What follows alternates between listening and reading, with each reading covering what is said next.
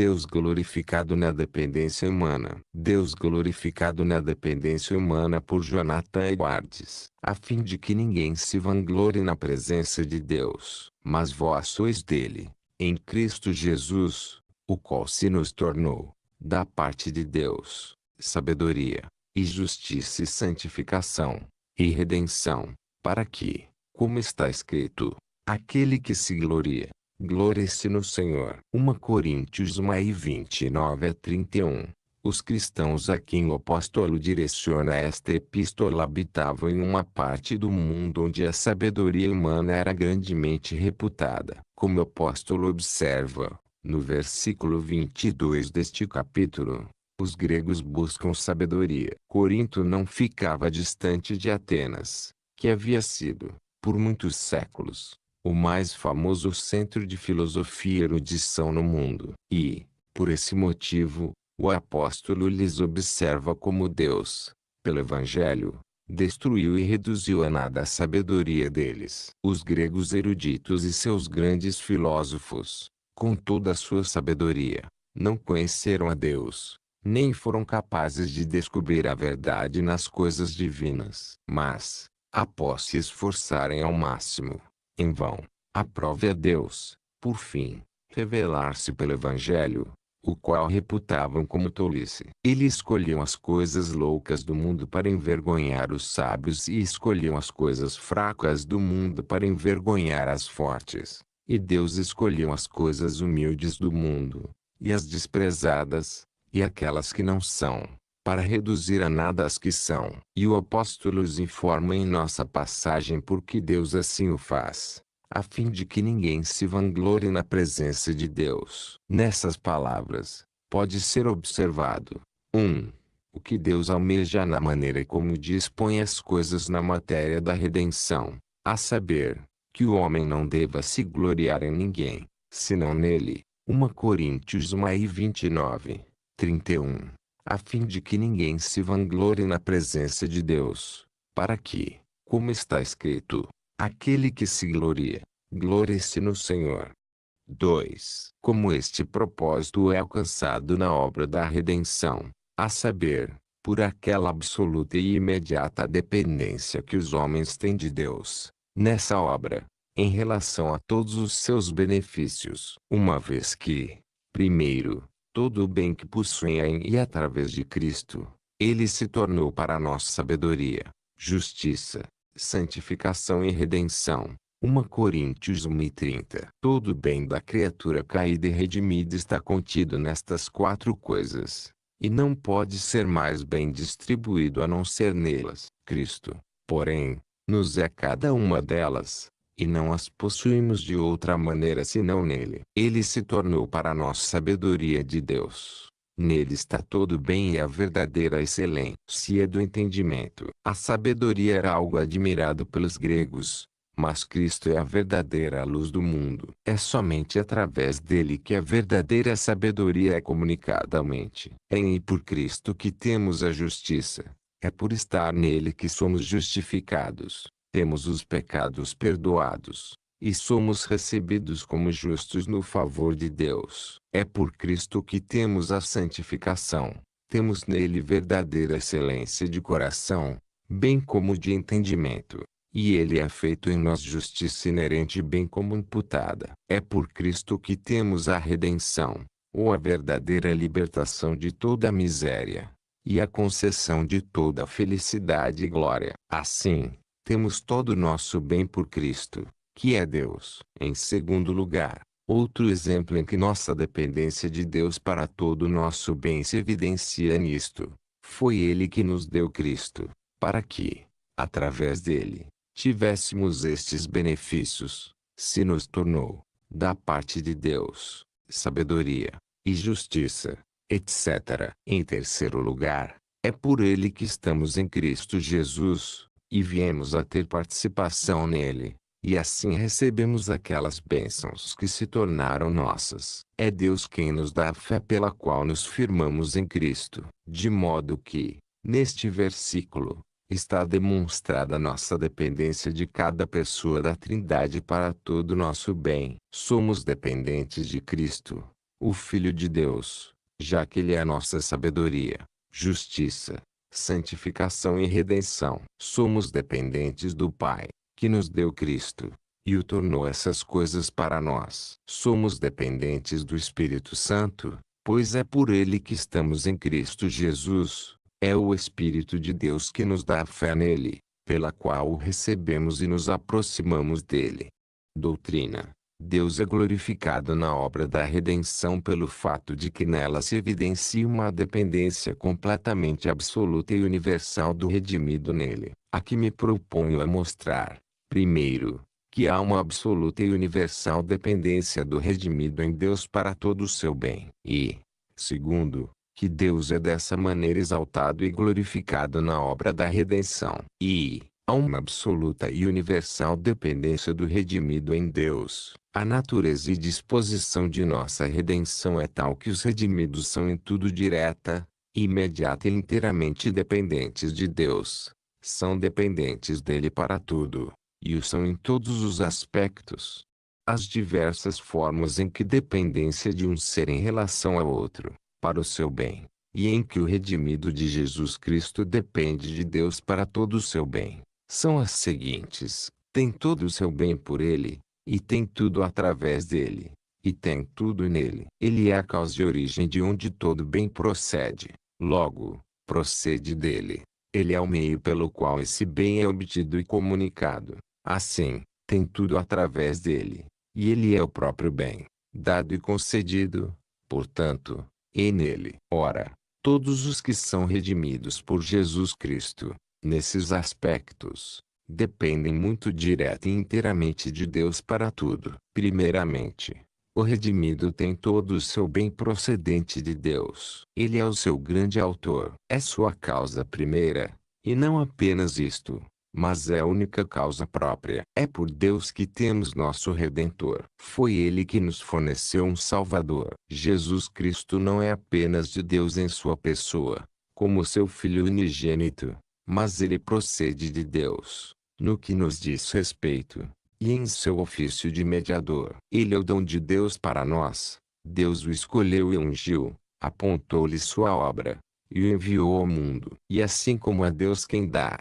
também é Deus quem aceita o Salvador. Ele dá ao adquiridor e fornece a coisa a ser adquirida. É por Deus que Cristo se torna nosso, que somos aproximados e unidos a Ele. É de Deus que recebemos a fé para nos aproximarmos dele, para que possamos ter uma participação nele. Efésios 2:8.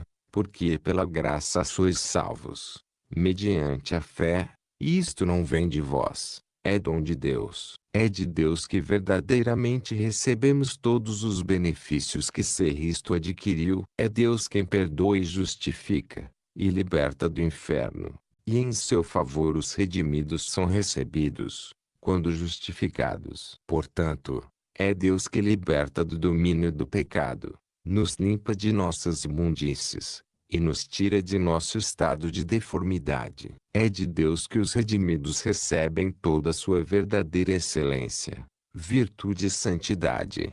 E isso de duas maneiras, isto é, uma vez que o Espírito Santo, pelo qual estas coisas são imediatamente realizadas, é de Deus, procede dele, e é enviado por ele, e também como o Espírito Santo é ele mesmo Deus, por cuja operação e habitação interior, as coisas divinas, uma santa disposição e toda a graça, são conferidas e sustentadas. E, embora sejam feitos usos de meios ao conferir a graça às almas dos homens, ainda assim é de Deus que temos esses meios de graça, e é Ele quem os torna eficazes. É de Deus que temos as santas Escrituras. Elas são a sua palavra. É de Deus que temos as ordenanças, e sua eficácia depende da influência imediata do seu Espírito. Os ministros do Evangelho são enviados de Deus, e toda sua suficiência procede dele.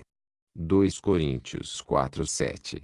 Temos, porém, este tesouro em vasos de barro, para que a excelência do poder seja de Deus e não de nós. Seu sucesso depende inteira e absolutamente da benção e influência imediata de Deus. 1. Tudo que o redimido possui provém da graça de Deus. Foi por pura graça que Deus nos deu seu Filho unigênito. A graça é maior em proporção à excelência do que é dado. A dádiva foi infinitamente preciosa, porque consistiu em uma pessoa infinitamente digna, de glória infinita, e também porque foi de alguém infinitamente próximo e querido de Deus. A graça é grande em proporção ao benefício que nos é concedido nela. O benefício é, sem dúvida, infinito, uma vez que nele somos libertos de uma miséria infinita, pois é eterna. E também recebemos alegria e glória eternas. A graça em conceder este dom é grande em proporção ao nosso desmerecimento pelo que é dado. Ao invés de merecer tal dádiva, merecíamos eterno sofrimento das mãos de Deus. A graça é grande de acordo com a maneira de a conceder, ou em proporção à humilhação e preço do método e meios pelos quais um caminho é construído para termos o dom. Ele o deu para habitar entre nós, para se encarnar, em nossa natureza, e a nossa semelhança, embora sem as enfermidades do pecado. Ele nos foi dado em um estado humilde e aflito, e não apenas isso, mas como morto, para que fosse uma festa para nossas almas. A graça de Deus ao dar este dom é livre. Deus não tinha obrigação de concedê-lo. Ele poderia ter rejeitado os homens caídos, como fizera com os anjos que pecaram. Nunca fizemos qualquer coisa para o merecer. Foi dado enquanto ainda éramos inimigos, e antes que houvéssemos nos arrependido. Procedeu do amor de Deus,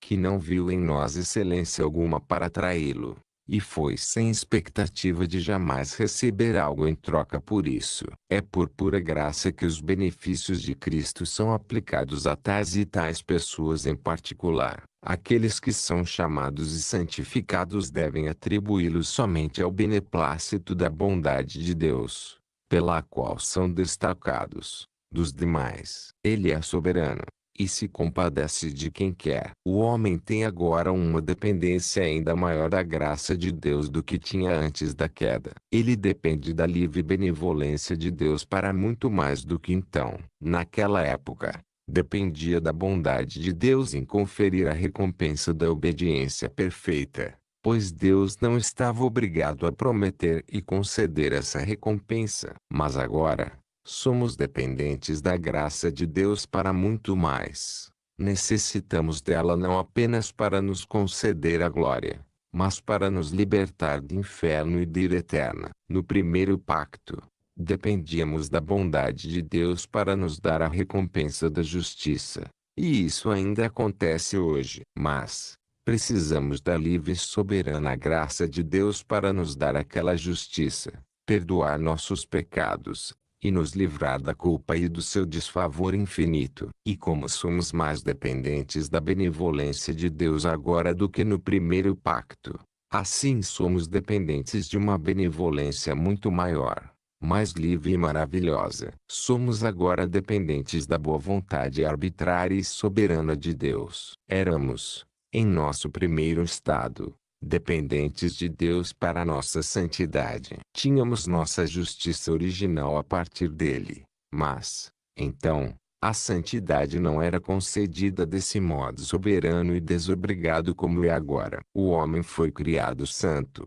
pois aprove a Deus criar santas todas as suas criaturas racionais. Seria uma depreciação da santidade da natureza de Deus se houvesse feito uma criatura inteligente impura. Mas agora, quando o homem caído é santificado, é por mera e livre graça. Deus pode negar para sempre a santidade às criaturas caídas, se isto lhe agradar, sem qualquer prejuízo de nenhuma de suas perfeições. E somos, na verdade, não apenas mais dependentes da graça de Deus, mas nossa dependência é muito mais óbvia, porque nossa própria insuficiência e desamparo são muito mais evidentes em nosso estado caído e afundado, do que era antes que fôssemos pecadores ou miseráveis. Somos mais claramente dependentes de Deus para a santidade, porque somos primeiramente pecadores, e inteiramente contaminados,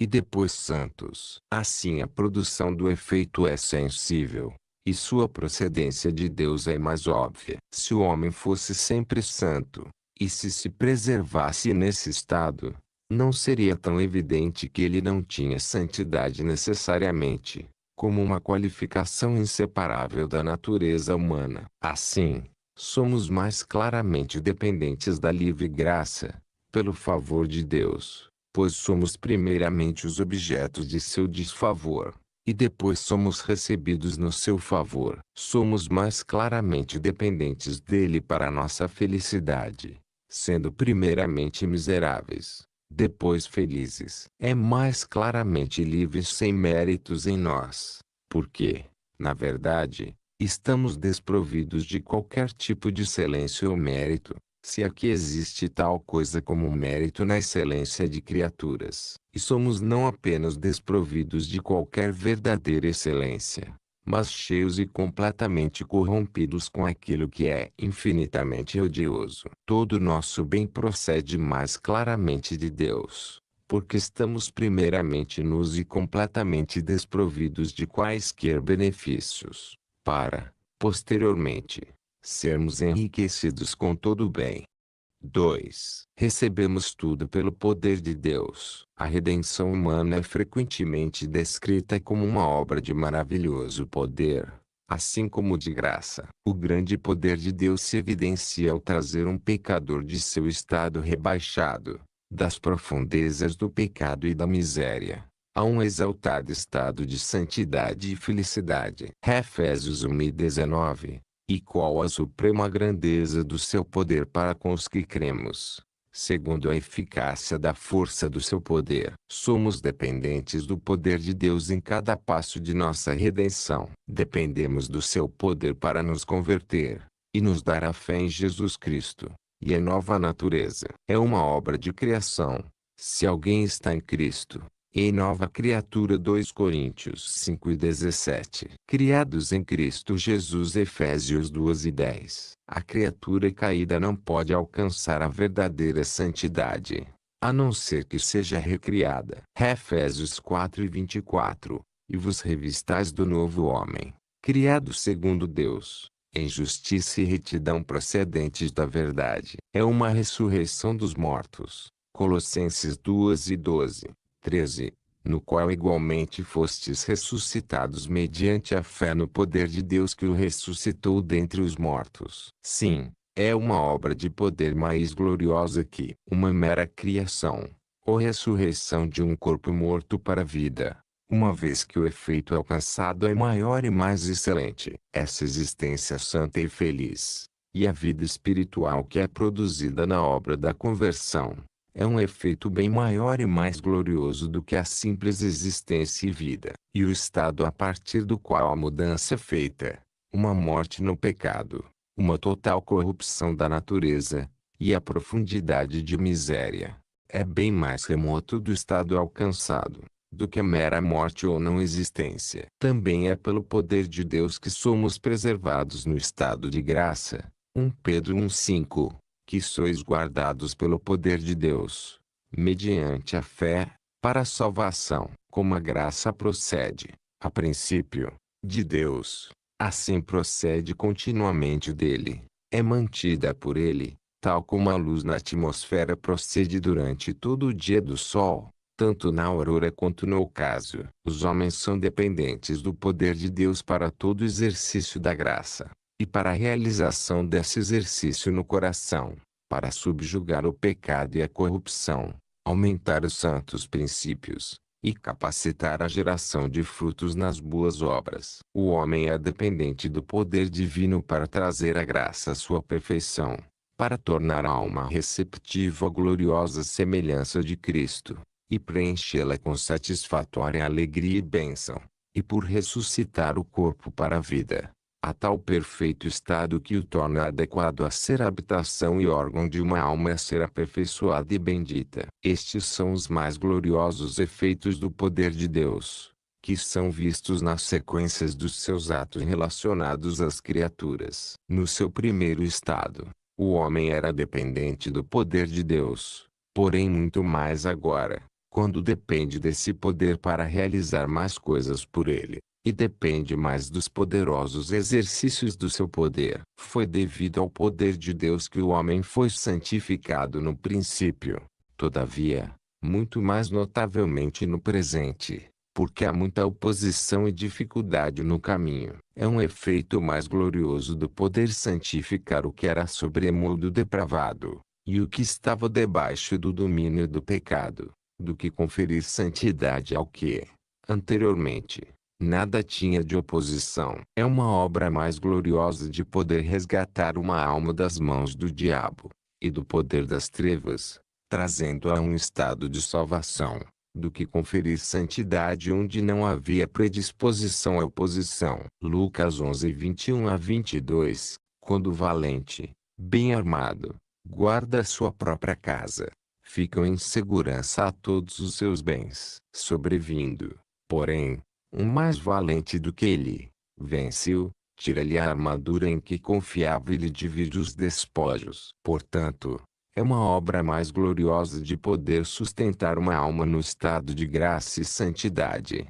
e conduzi-la até que seja trazida à glória, quando há tanto pecado residual no coração, fazendo resistência, e Satanás com toda sua poderosa oposição, do que o necessário para impedir o homem de cair no princípio, quando Satanás não tinha parte com ele. Portanto, mostramos como os redimidos são dependentes de Deus para todo o seu bem, uma vez que tudo o que tem procede dele. Isso o estandarte de Cristo. Segundo, também são dependentes de Deus para tudo, uma vez que tem tudo através dele. Deus é tanto o meio quanto o autor e fonte desses bens. Tudo o que temos, a sabedoria, perdão de pecados, libertação do inferno, aceitação no favor, graça e santidade de Deus, o verdadeiro conforto e felicidade, a vida eterna e a glória, procede de Deus através de um mediador. E este mediador é Deus,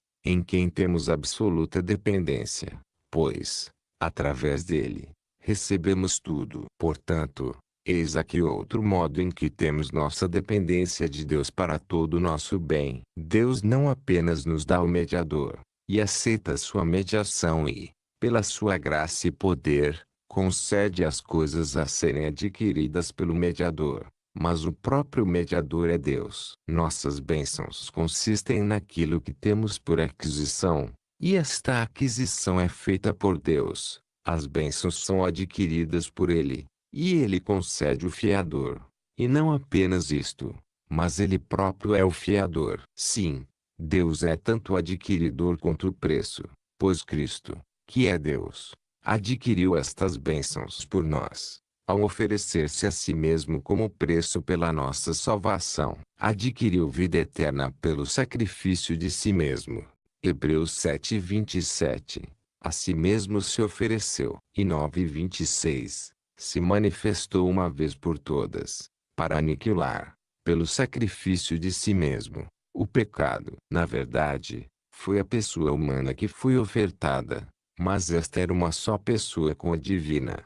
Portanto, o sacrifício foi de preço infinito. Assim como temos nosso bem através de Deus, também dependemos dele em certos aspectos que o homem, no seu primeiro estado, não dependia. Anteriormente, o homem obteria a vida eterna por sua própria justiça, de modo que ele dependia parcialmente do que havia em si próprio, pois dependemos daquilo que serve de meio para o nosso bem, bem como daquilo de onde procede o que temos. Embora a justiça da qual o homem tão dependia procedesse, de fato, de Deus, contudo, pertencia a ele, era-lhe inerente. Portanto, sua dependência de Deus não era tão imediata. Mas, agora, a justiça de que dependemos não está em nós, mas em Deus. Somos salvos através da justiça de Cristo. Ele tornou-se para nós justiça. Portanto, na profecia de Jeremias 23:6, é chamado de Senhor, justiça nossa. Essa justiça, pela qual somos justificados, e a justiça de Cristo, e a justiça de Deus. 2 Coríntios 5:21. Para que, nele, fôssemos feitos justiça de Deus. Portanto, na redenção, não apenas temos todas as coisas de Deus, mas por e através dele, como diz 1 Coríntios 8:6, todavia, para nós há um só Deus, o Pai, de quem são todas as coisas e para quem existimos, e um só Senhor, Jesus Cristo, pelo qual são todas as coisas, e nós também, por ele. Terceiro, os redimidos têm todo o seu bem em Deus. O que temos é não apenas dele, e através dele, mas consiste nele. Deus é todo o nosso bem. O bem dos redimidos é objetivo ou inerente. Por bem objetivo, refiro-me ao objeto externo, por cuja posse e gozo são felizes. O bem inerente é aquela excelência ou prazer que está na própria alma. Com respeito a ambos, o redimido tem todo o seu bem em Deus, ou, o que dá no mesmo, o próprio Deus é todo o seu bem. 1. Os redimidos têm todo o seu bem objetivo em Deus. Ele próprio é o grande bem ao qual, pela redenção, são levados a possuir e gozar. É o sumo bem, e a soma de todo o bem que Cristo adquiriu. Deus é a herança dos santos, é a porção de suas almas. Ele é a sua riqueza e tesouro, seu alimento, vida, lugar de habitação, seu ornamento e diadema, e sua honra e glória eternas. Eles não têm ninguém no céu, senão Deus. Ele é o bem maior que os redimidos recebem na morte, e com o qual devem ressurgir no fim do mundo. O Senhor Deus é a luz da Jerusalém celestial, e é o rio da água da vida que corre, e a árvore que cresce, no meio do paraíso de Deus. As gloriosas excelências e beleza de Deus serão as coisas que prenderão eternamente as mentes dos santos, e o seu amor será sua festa eterna. Os redimidos, com efeito, aproveitaram outras coisas, os anjos, uns aos outros, mas o que aproveitarão nos anjos, ou uns nos outros, ou em qualquer outra coisa que lhes forneça deleite e felicidade, será o que de Deus possa ser visto nelas. 2. Os redimidos têm todo o bem inerente em Deus. O bem inerente é duplo, é o excelência e o prazer. Estes, os redimidos não apenas derivam de Deus, como causa, mas têm nele. Têm excelência e alegria espiritual por um tipo de participação em Deus. São feitos excelentes pela comunicação da excelência de Deus. Ele lhes concede sua própria beleza, ou seja, a sua formosa semelhança, em suas almas. São feitos participantes da natureza divina, ou da imagem moral de Deus. 2 Pedro 1:4. São santos, pois participam na sua santidade.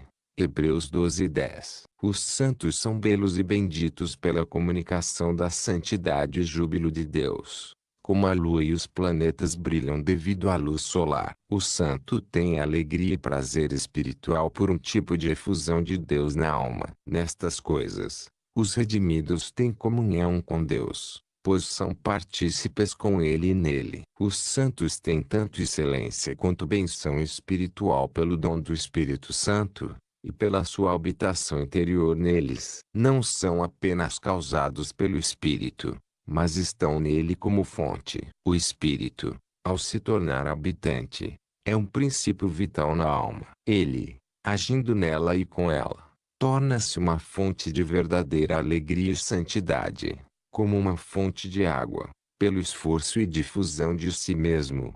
João 4:14. Aquele, porém, que beber da água que eu lhe der nunca mais terá sede.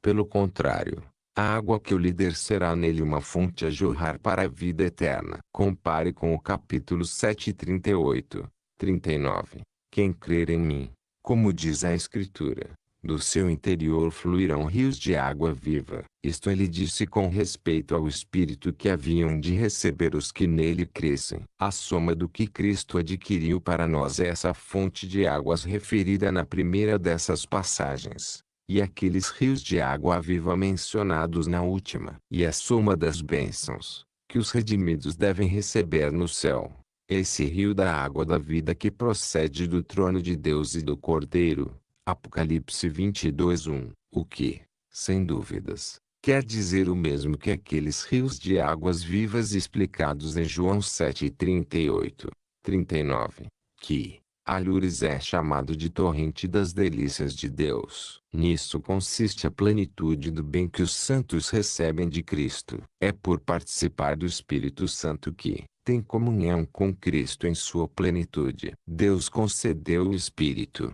não por medida, e recebem de sua plenitude graça sobre graça. Esta é a soma da herança dos santos. Portanto, esse pouco do Espírito Santo que os crentes têm neste mundo é dito ser o penhor de sua herança. 2 Coríntios 1:22, que também nos selou e nos deu o penhor do Espírito em nosso coração. E no capítulo 5:5, ora, foi o próprio Deus quem nos preparou para isto, outorgando-nos o penhor do Espírito. E em Efésios 1:13-14, fostes selados com o Santo Espírito da promessa, o qual é o penhor da nossa herança, até ao resgate da sua propriedade, em louvor da sua glória. O Espírito Santo e as coisas excelentes são referidos na Escritura como iguais. É como se o Espírito de Deus, comunicado à alma, compreendesse todas as boas coisas. Mateus 7:11, quanto mais vosso Pai, que está nos céus, dará boas coisas aos que lhe pedirem. Em Lucas 11:13 está registrado, quanto mais o Pai Celestial dará o Espírito Santo àqueles que lhe pedirem. Esta é a soma das bênçãos que Cristo assegurou pela sua morte, e objeto das promessas do Evangelho. Gálatas 13:13-14. Cristo nos resgatou da maldição da lei, fazendo-se Ele próprio maldição em nosso lugar. Porque está escrito: maldito todo aquele que for pendurado em madeiro, para que a bênção de Abraão chegasse aos gentios, em Jesus Cristo, a fim de que recebêssemos, pela fé, o Espírito prometido. O Espírito de Deus é a grande promessa do Pai. Lucas 24:49. Eis que envio sobre vós a promessa de meu Pai. Permanecei, pois, na cidade, até que do alto sejais revestidos de poder. Portanto, ele é chamado de Espírito da promessa, em Efésios 1:33. Isto que foi prometido foi recebido por Cristo, e dado em suas mãos, tão logo terminou a obra da nossa redenção, para conceder a todos que havia redimido, exaltado, pois, à destra de Deus, tendo recebido do Pai a promessa do Espírito Santo, derramou isto que vedes e ouvis. Portanto, toda a santidade e felicidade do redimido está em Deus. Assenta-se na comunicação, habitação e ação do Espírito de Deus. Santidade e felicidade são seus frutos, aqui e no porvir, porque Deus habita neles, e eles, em Deus. Assim Deus nos deu o Redentor, e é por ele que nosso bem é adquirido. Portanto, Deus é o Redentor e o preço, e também é coisa adquirida, de modo que tudo o que temos é de Deus, e através dele, e nele, porque dele, e por meio dele, e para ele são todas as coisas. A ele, pois, a glória eternamente. Amém. No grego, a tradução de para ele é a mesma por ele. 1 Coríntios 8:6. 2. Deus é glorificado na obra da redenção pelo fato de haver tão grande e universal dependência do redimido nele. 1. O homem tem muito maior ocasião e obrigação de notar e reconhecer as perfeições e autossuficiência de Deus. Quanto maior a dependência da criatura das perfeições de Deus, e a preocupação que tem com elas, maior ocasião que tem de notá-las. Quanto mais alguém se preocupa com e depende do poder e da graça de Deus, maior ocasião que tem de notar esse poder e graça. Quanto maior e mais imediata a dependência que há da santidade divina, maior ocasião de notá-la e reconhecê-la. Quanto maior e mais absoluta a dependência que temos das perfeições divinas, na medida em que pertencem às diversas pessoas da Trindade, maior a oportunidade que temos de observar e conceder a glória divina a cada uma delas. Aquilo com que mais nos importamos certamente é mais notável no modo de nossa observação e reconhecimento, e este tipo de preocupação com algo, isto é, A dependência tende especialmente a ordenar e obrigar atenção e observação. Aquilo de que não dependemos tanto, facilmente negligenciamos. Mas é raro que façamos outra coisa senão nos importarmos com aquilo de que mais dependemos. Devido à nossa grande dependência de Deus e de suas perfeições, em muitos aspectos, Ele e sua glória são mais diretamente postos em nossa visão. Para onde quer que movamos os olhos, temos maior oportunidade de reconhecer a autossuficiência de Deus quando toda nossa suficiência é completamente dele. Temos mais oportunidade de contemplá-lo como um bem infinito, como fonte de todo bem. Tal dependência de Deus demonstra a sua autossuficiência. Quanto mais a dependência da criatura está em Deus, mais aparece o esvaziamento dela de si mesma. E quanto maior o esvaziamento da criatura, maior será a plenitude do ser que a preenche. O fato de termos tudo de Deus mostra a plenitude de seu poder e graça. Em que tenhamos tudo através dele, mostra a plenitude de seu mérito e dignidade. E o termos tudo nele, demonstra a sua plenitude de beleza, amor e felicidade. E os redimidos, devido à grandeza de sua dependência de Deus, tem não apenas maior oportunidade, mas obrigação de contemplar e reconhecer a glória e plenitude de Deus. Como seríamos insensatos e ingratos, se não reconhecêssemos essa suficiência e glória das quais dependemos absoluta, imediata e totalmente. 2. Logo, está demonstrado como é grande a glória de Deus em comparação de suas criaturas. Sendo a criatura desse modo tão completa e totalmente dependente de Deus, torna-se evidente que ela nada é, e que Deus é tudo. Daí, é evidente que Ele está infinitamente acima de nós. Essa força, sabedoria e santidade de Deus estão infinitamente acima das nossas. Conquanto a criatura apreenda Deus como grande e glorioso, contudo, se não for sensível à diferença que há entre ela e Deus, a ponto de ver que a glória de Deus é grandiosa, comparada com a sua própria, não estará disposta a dar a Deus a glória devida ao seu nome. Se a criatura se põe em qualquer aspecto no mesmo nível que Deus, ou se exalta para competir com Ele, ainda que possa entender que essa grande honra e profundo respeito pertencem a Deus,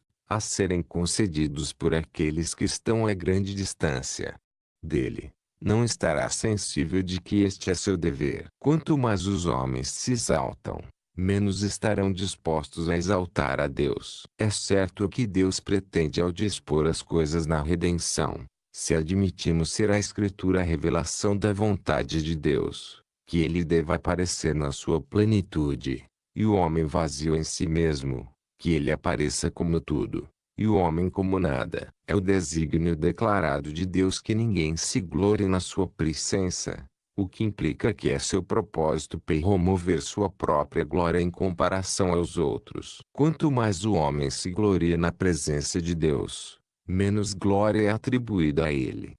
3. Por isso ter sido assim ordenado, isto é, que a criatura devesse ter dependência tão absoluta e universal de Deus, é feita a provisão para que Deus deva possuir toda a nossa alma, e ser objeto de nosso exclusivo respeito. Se tivéssemos nossa dependência parcialmente em Deus, e parcialmente em outra coisa qualquer, o respeito do homem seria dividido entre estas diferentes coisas das quais depende. Assim seria se dependêssemos de Deus apenas para uma parte de nosso bem, e em nós mesmos, ou em outro ser, para a outra parte, ou se tivéssemos nosso bem apenas de Deus, e através de outro que não fosse Deus, e em alguma outra coisa distinta de ambos, nossos corações estariam divididos entre o bem em si, e aquele de quem, e através de quem, nós o recebemos. Mas agora, não há mais ocasião para isto.